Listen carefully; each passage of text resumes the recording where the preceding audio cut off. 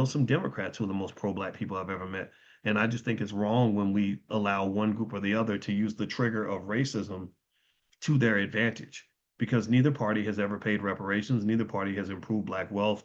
Black kids are still going to public schools and can't read.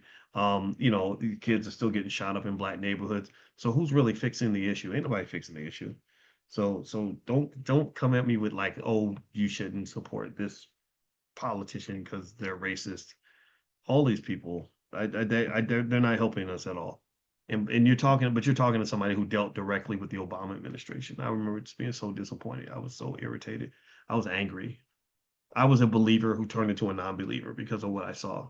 Um, but anyway, let me give you some ETFs on value investing before I say anything else to get me in trouble, because I know people are very emotional about it. So feel free to keep your opinions. I respect that.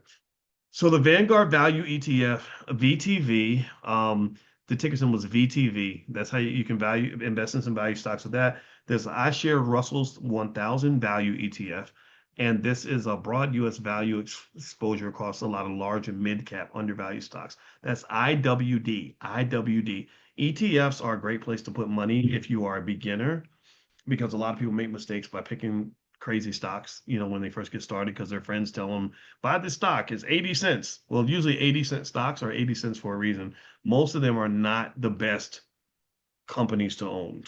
They don't, all the metrics of what it means to have a good quality investment in terms of liquidity of the asset, liquidity is not paid attention to either, meaning like when those stocks move a lot, you have the bid ask spread, meaning you have to pay a price for the transaction. The transactions costs get so high that you end up losing money that way.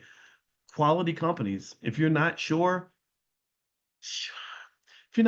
invest in some of the companies that you shop at. If you go to Nike and Apple and McDonald's, you're not gonna go wrong owning being a long-term shareholder in McDonald's. They know how to make money. They pay dividends, right? What people get in trouble is they try to make money fast. When you try to make that fast money, you're usually going, that's that don't last money. That's that money that goes out the window quick. Repeat the name of the Buffett book. Oh, it's called Graham and Dodd, Kathy.